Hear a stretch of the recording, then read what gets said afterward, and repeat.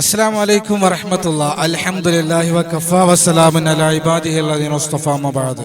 പ്രിയമുള്ള സഹോദരങ്ങളെ സഹോദരിമാരെ, പരിശുദ്ധമായ റബീഉൽ അവ്വലിന്റെ 12ന്റെ സുന്ദരമായ പുലരിയിലാണ് നാം നിലകൊള്ളുന്നത്. അൽഹംദുലില്ലാഹ് അൽഹംദുലില്ലാഹ് അൽഹംദുലില്ലാഹ്. പരിശുദ്ധമായ റസൂൽ സല്ലല്ലാഹു അലൈഹി വസല്ലമ തങ്ങൾ ജനിച്ച മാസമാണിന്ന്. പരിശുദ്ധമായ റസൂൽ സല്ലല്ലാഹു അലൈഹി വസല്ലമ തങ്ങൾ ജനിച്ച റബീഉൽ അവ്വൽ 12 ഇന്ന്. റസൂലുള്ളാഹി സ്വല്ലല്ലാഹു അലൈഹി വസല്ലമ തങ്ങൾ ജനിച്ച തിങ്കളാഴ്ചയാണ് യൗമുൽ ഇസ്നൈനി ഫീഹി ഉലിതു. സുന്ദരമായ സുദിനം, മനോഹരമായ സുദിനം, ഈ പ്രപഞ്ചം മുഴുവനും സന്തോഷിക്കുന്ന സുദിനം, അള്ളാഹുവിന്റെ മാലാകമാർ ഒന്നടങ്കം സന്തോഷിക്കുന്ന സുദിനം, ആകാശം ഭൂമിയെ പ്രണയിക്കുന്ന സുദിനം, ലോകം കാത്തിരുന്ന സുദിനം, എൻ്റെ ഹബീബിന്റെ സുന്ദരമായ ജന്മദിനം. അള്ളാഹുവെ പടച്ചവരെ, ലോകം മുഴുവനും ഇന്ന് ഹബീബിനെ പ്രകീർത്തിക്കുകയാണ്. ലോകം മുഴുവനും ഇന്ന് ഘോഷയാത്രകൾ നടത്തുകയാണ്. വ്യത്യസ്തമായ പരിപാടികളോടെ ലോകം മുഴുവനും ഹബീബ് സല്ലല്ലാഹു അലൈഹി വസല്ലമ തങ്ങളുടെ മദ്ഹ് പറഞ്ഞുകൊണ്ടും മറ്റു വ്യത്യസ്തമായ കലാപരിപാടികളാൽ സന്തോഷം പ്രകടിപ്പിക്കുകയാണ്, നന്ദി രേഖപ്പെടുത്തുകയാണ്. ചില വിഷയങ്ങൾ നമ്മൾ ഓർമ്മപ്പെടുത്തുകയാണ്. സന്തോഷിക്കുക എന്നുള്ളത്, ആഹ്ലാദിക്കുക എന്നുള്ളത് മനുഷ്യ സഹജമാണ്, സ്വാഭാവികമാണ്, സർവ്വസ്വാഭാവികമായ മനുഷ്യരിൽ ഉണ്ടാകുന്നതാണ്. അതിൽ ജാതിയെന്നോ മതമെന്നോ രാജ്യമെന്നോ രാഷ്ട്രമെന്നോ ആണെന്നോ പെണ്ണെന്നോ വ്യത്യാസമില്ല. എല്ലാവരും അനുഗ്രഹങ്ങൾ ഉണ്ടാകുമ്പോൾ സന്തോഷിക്കും. അത് സർവ്വസ്വാഭാവികമാണ്. സാമ്പത്തികമായ അനുഗ്രഹം ഉണ്ടാകുമ്പോൾ, തൊഴിൽ ലഭിക്കുമ്പോൾ, നല്ലൊരു വീടുണ്ടാകുമ്പോൾ, വിവാഹം നടക്കുമ്പോൾ, മക്കളുണ്ടാകുമ്പോൾ, ഒരു വാഹനം മേടിക്കുമ്പോൾ, എന്തിനേറെ പറയണം, മൗലിദ് ഓതിയിട്ട് ഒരു മിഠായി കിട്ടിയാൽ പോലും, ഒരു അലുവ കിട്ടിയാൽ പോലും നമുക്ക് സന്തോഷമാണ്. കാരണം അത് മനുഷ്യ സഹജമാണ്. ഇങ്ങനെ സന്തോഷിക്കുക എന്നുള്ളത് പരിശുദ്ധമായ ഇസ്ലാം അനുവാദം നൽകിയ ഒരു വിഷയമാണ്. അനുവാദം മാത്രമല്ല, അനുഗ്രഹങ്ങളിൽ സന്തോഷിക്കുക എന്നുള്ളത് പരിശുദ്ധമായ ഇസ്ലാം പ്രോത്സാഹനം നൽകിയ ഒരു വിഷയം കൂടിയാണ്. കാരണം സന്തോഷിക്കുക എന്നുള്ളത് മനുഷ്യ പ്രകൃതമാണ്. പരിശുദ്ധമായ ഇസ്ലാം പ്രകൃത മതമാണ്. മനുഷ്യർ ഏതൊരു പ്രകൃതത്തിലാണോ ആ പ്രകൃതത്തിന്റെ മേലിൽ നിർമ്മിക്കപ്പെട്ട, നിയമമാക്കപ്പെട്ട, രൂപീകരിക്കപ്പെട്ട പരിശുദ്ധമായ മതം. അനുഗ്രഹങ്ങളെക്കുറിച്ചും അനുഗ്രഹങ്ങളിൽ സന്തോഷിക്കുന്നതിനെ കുറിച്ചും, അങ്ങനെ സന്തോഷിച്ചു കഴിഞ്ഞാൽ നമുക്കുണ്ടാവുന്ന നേട്ടത്തെക്കുറിച്ചും പരാമർശിക്കുന്ന അത്ഭുതകരമായ ഒരു ആയത്ത് വിശുദ്ധമായ ഖുർആനിലുണ്ട്. അല്ലാഹുവിന്റെ ഖുർആൻ പറയുന്നു, ഖുൽ ബിഫദ്ലില്ലാഹി വബിറഹ്മതിഹി ഫബിദാലിക ഫൽയഫ്റഹൂ ഹുവ ഖൈറും മിമ്മാ യജ്മഊൻ. അല്ലാഹുവിന്റെ ഖുർആൻ ഈ ആയത്തിൽ 3 വിഷയങ്ങൾ പറയുന്നുണ്ട്. ഒന്ന്, അല്ലാഹുവിന്റെ ഫദ്ലിനെയും അല്ലാഹുവിന്റെ റഹ്മത്തിനെയും പരിചയപ്പെടുത്തുകയാണ്. അല്ലാഹുവിന്റെ ഫദ്ല് ഖുർആനാണ്. അല്ലാഹുവിന്റെ റഹ്മത്ത് വമാ അർസൽനാക ഇല്ലാ റഹ്മത്തൽ ലിൽ ആലമീൻ. ലോകത്തിന് മുഴുവനും അനുഗ്രഹമായ മുഹമ്മദ് മുസ്തഫ സല്ലല്ലാഹു അലൈഹി വസല്ലം തങ്ങളാണ് ഏറ്റവും വലിയ റഹ്മത്ത്. ബാക്കിയുള്ള റഹ്മത്തൊക്കെ അതിന്റെ താഴെ വരുള്ളൂ.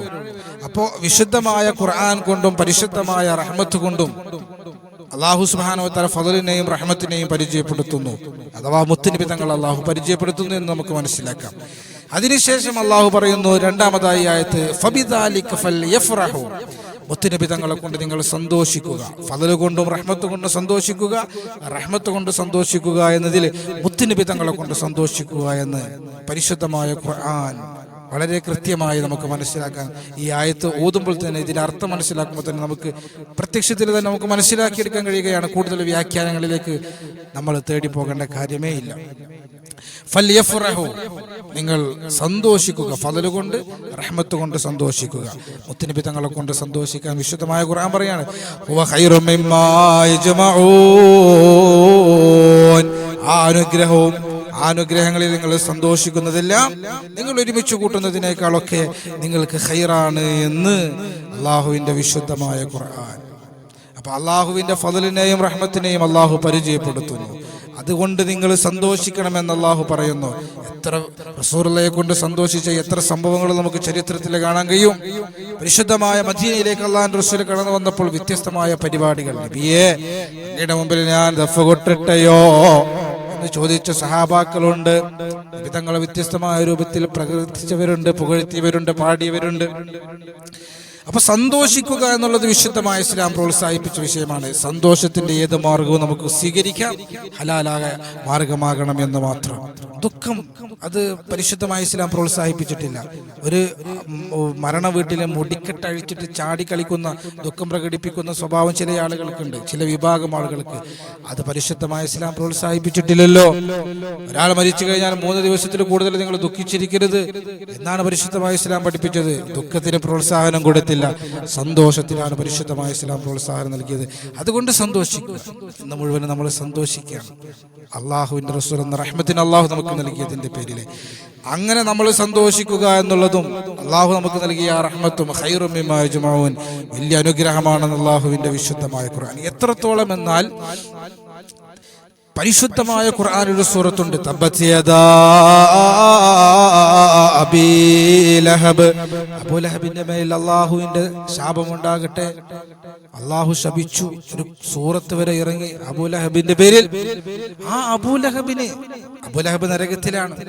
ആ അബൂലഹബിന് ആഴ്ചയിൽ ഒരു ദിവസം, തിങ്കളാഴ്ച ദിവസത്തിൽ നരകശിക്ഷയിൽ നിന്ന് ഇളവുണ്ട്. എന്താണ് കാരണം? അബൂലഹബിന്റെ അടുത്ത് അബൂലഹബിന്റെ അടിമ വന്നിട്ട് പറഞ്ഞു, അബ്ദുല്ലാക്ക് ഒരു കുഞ്ഞ് ജനിച്ചിരിക്കുന്നു, ആബിനെ പ്രസവിച്ചിരിക്കുന്നു.